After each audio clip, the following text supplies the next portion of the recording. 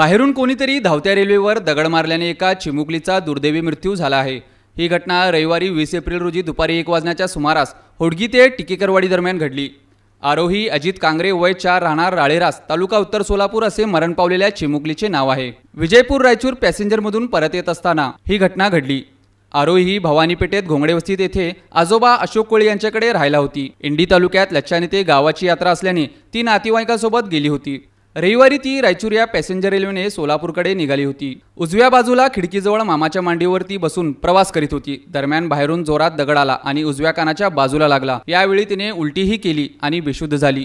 त्याला टिकेकरवाडी येथील रुग्णालयात नेले। तेथे तिला मृत घोषित करण्यात आले।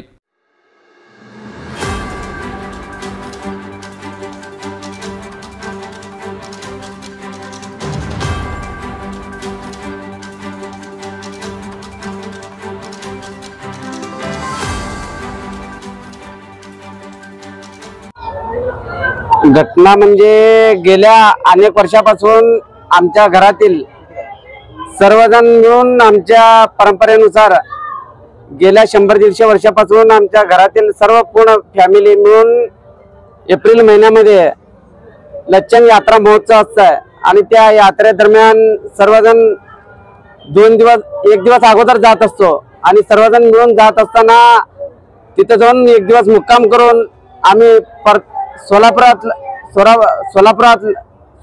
परतलो।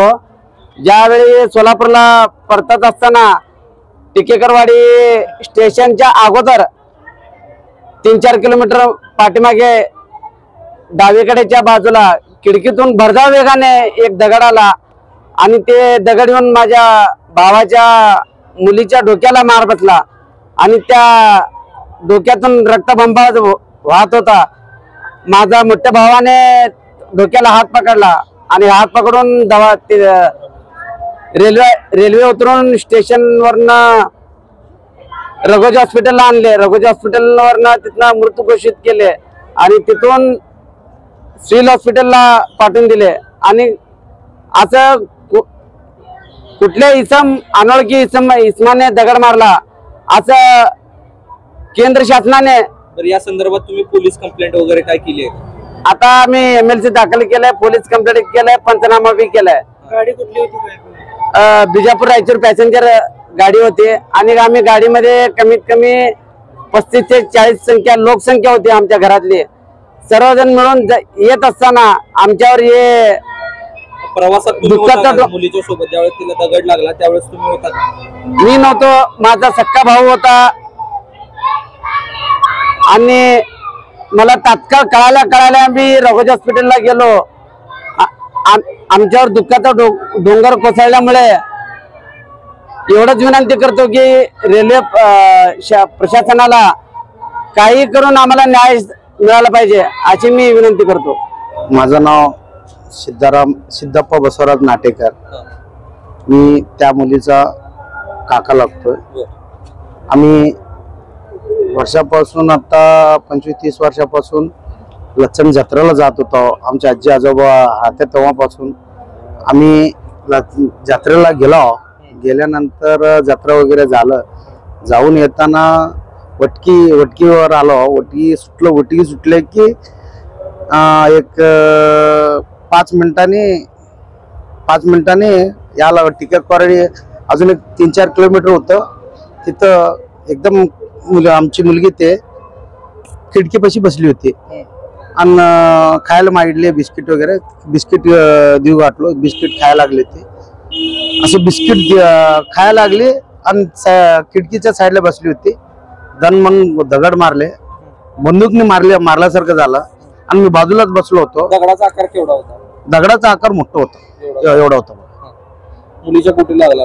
मुलीच्या कानाच्या खाली आणि तोंडातनं उलट्या झाले आणि कानातला रगत आला आणि आम्ही सर्व पाय वगैरे घासामघासी केला, काय तर बरं होईल म्हणून असं केलं, तरी पण आमची मुलगी का वाचली नाही।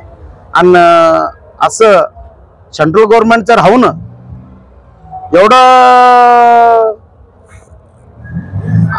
एवढं पण अन्याय होऊ नये बरं मला सांगा की प्रवास म्हणजे किती वाजताची घटना आहे साधारणतः? 12:54 वगैरे झाले होते. दुपारी 12 हा गाडी Bijapur to Raichur passenger. Passenger. हा तर तुम्ही या संदर्भात पोलिसात तक्रार वगैरे काय दाखल केली आहे का? तिथं गेलतो टिकेकरवाडीला. टिकेकरवाडीला गेलतो. तिथं चेकिंग मास्टर होते. ते मास्टर झेंडा वगैरे देतात ना, ते मास्टर तिथे गेल्यानंतर त्यांना बोला तुम्ही या इथं बघा असं झालंय, तुम्ही ये ना. हा इथं आमची मुलगी असं झालंय, तुम्ही काय करेना म्हणल्यानंतर त्यांनी काय म्हणले, तुम्ही जवळपासच्या दवाखान्याला घेऊन जावा म्हणल्यानंतर आम्ही काय केलं, त्यांनी झेंडा वगैरे मारतात ना मास्टर, त्यांनी येऊन फोटो वगैरे काढले, व्हिडिओ वगैरे केले. आणि ते आम्ही काय केलं, त्या आमच्या मुलीला घेऊन रघोजी हॉस्पिटलला आलो. तिथं आल्यानंतर आम्ही ते डॉक्टर वगैरे सर्व बघितले, सर्व केलं. तिथं जीव गेलते. म्हणजे तिथं त्याने मृत घोषित केलं रघोजी हॉस्पिटल. हा तिथंच आम्ही आम्हाला काय, आम्ही डॉक्टर आहे का कसं आम्हाला माहित होतं. तिथंच गेल्यानंतर त्यांनी सांगितलंय. किती वाजता त्याने सांगितलं? कुठं त्या रघोजी हॉस्पिटलला? रघोजी हॉस्पिटलला एक झाले असेल. किती मुली? मुलीचे 4 वर्ष आहे. जाते की नाही? हा जात होती, बालवाडी वगैरे जात होती. कुठं राहायला होते ते? आपलं रुपाबाने गोंगडे वस्ती. आमची मोठी बहिणी पशी त्याने शाळेला, आमची मोठी बहिणीचं मुलगी त्याच्या मुलगी आणि इथंच त्याने राहायला होते.